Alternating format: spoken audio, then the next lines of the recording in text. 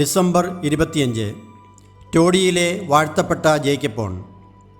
1306 Christmas രാത്രിയിൽ ദേവാലയങ്ങളിൽ ദൈവസ്തുതികൾ പാടിക്കൊണ്ടിരുന്ന സമയത്ത് സ്വർഗത്തിലേക്ക് പറന്നുയർന്ന ഒരു ഫ്രാൻസിസ്കൻ അൽമായ സഹോദരനാണ് ടോഡിയിലെ വാഴ്ത്തപ്പെട്ട ജേക്കപ്പോൺ.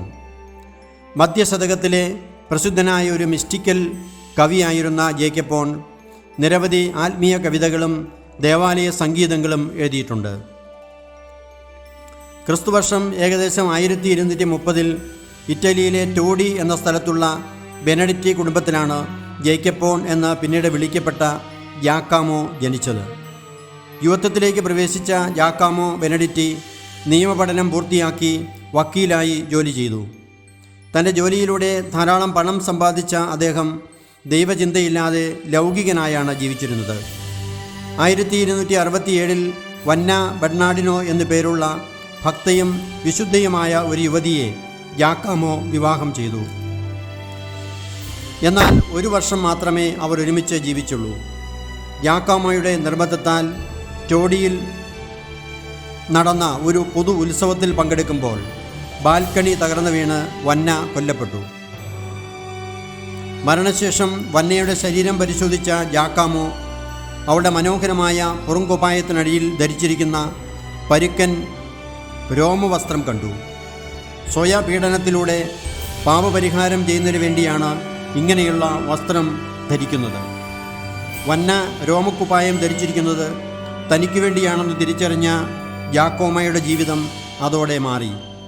തുടർന്ന് ജോലി ഉപേക്ഷിച്ച ജാക്കാമോ പരുക്കൻ ഫ്രാൻസിസ്കൻ വസ്ത്രം ധരിച്ചുകൊണ്ടും പാപപരിഹാരം ചെയ്തുകൊണ്ടും 10 വർഷം അലഞ്ഞു നടന്നു.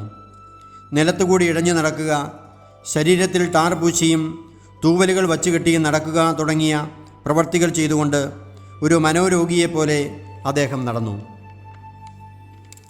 സ്വന്തം അഹങ്കാരത്തെ നശിപ്പിക്കുന്നതിന് വേണ്ടിയും പാപപരിഹാര പ്രായശ്ചിത്ത പ്രവൃത്തിയുമായാണ് മറ്റുള്ളവരാൽ അവഹേളിതനാകാൻ ജാക്കാമോ സ്വയം വിട്ടുകൊടുത്തത്. ഒരു പരിഹാസ പേരായ ജേക്കപ്പോൺ എന്ന് വിളിച്ചുകൊണ്ട് കുട്ടികൾ അദ്ദേഹത്തെ കളിയാക്കി ചിരിച്ചു. തുടർന്ന് ജേക്കപ്പോൺ അദ്ദേഹത്തിൻ്റെ വിളിപ്പേരായി മാറി. 1278 ജേക്കപ്പോൺ ഫ്രാൻസിസ്കൻ സന്യാസ സഭയിൽ ഒരു അൽമായ സഹോദരനായി ചേർന്നു. ഫ്രാൻസിസ്കൻ നിയമങ്ങൾ കർശനമായി പാലിക്കുന്നവരുടെ കൂടെ ചേർന്ന ജേക്കപ്പോൺ 12 വർഷം അവിടെ ഏറ്റവും ലളിതമായ ജീവിതം നയിച്ചു. ഇക്കാലത്ത് പ്രസിദ്ധമായ നിരവധി ഗാനങ്ങൾ അദ്ദേഹം എഴുതുകയുണ്ടായി. ദൈവസ്നേഹത്താൽ നിറഞ്ഞ ഈ ഗാനങ്ങൾ പ്രായശ്ചിത്ത പ്രവൃത്തികൾ ചെയ്തുകൊണ്ട് കൂട്ടമായി സന്തോഷത്തോടെ പാടുവാൻ ആളുകൾ ഉപയോഗിച്ചിരുന്നു. എന്നാൽ ലഘൂകരിച്ച നിയമമനുസരിച്ച് ജീവിച്ചിരുന്ന ഫ്രാൻസിസ്കൻ സന്യാസികളെ ജേക്കപ്പോൺ തൻ്റെ കവിതകളിലൂടെ കഠിനമായി വിമർശിച്ചിരുന്നത് പല പ്രശ്നങ്ങൾക്കും കാരണമായി. കർശന നിയമക്കാരും ലഘൂകരിച്ച നിയമക്കാരും തമ്മിലുള്ള പ്രശ്നങ്ങൾ വഷളായി.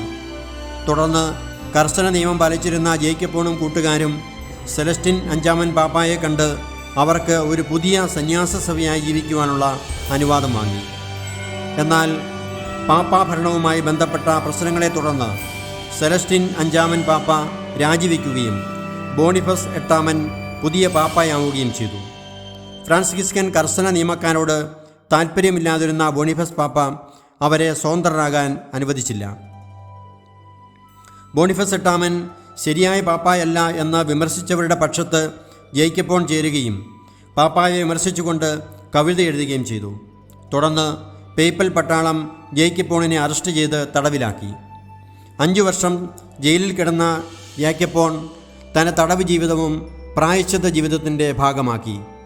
ജേക്കപ്പോൺ തൻ്റെ ഏറ്റവും പ്രസിദ്ധങ്ങളായ മിസ്റ്റിക് ഗാനങ്ങളും കവിതകളും എഴുതിയത് ഈ കാലത്താണ്.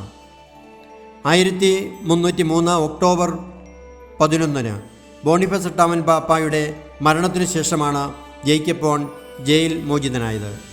ജയിൽ ജീവിതം കൊണ്ടും പ്രായാധിക്യത്താലും ക്ഷീണിതനായ അദ്ദേഹം കുറച്ചു നാളത്തെ ഏകാന്ത ആശ്രമ ജീവിതത്തിന് ശേഷം കോളസോണിലുള്ള ദരിദ്ര ക്ലാരസ് സഭയുടെ സംരക്ഷണയിൽ ജീവിച്ചു.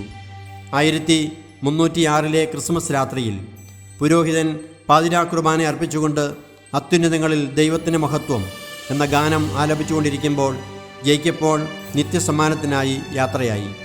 തൻ്റെ വിശുദ്ധ ജീവിതം കൊണ്ടും കവിതകൾ കൊണ്ടും സംഗീതങ്ങൾ കൊണ്ടും ജനഹൃദയങ്ങളിൽ വലിയ സ്വാധീനം ചെലുത്തിയ ജേക്കബ് പോളിനെ ജനങ്ങൾ ഒരു വിശുദ്ധനായി ആദരിച്ചു.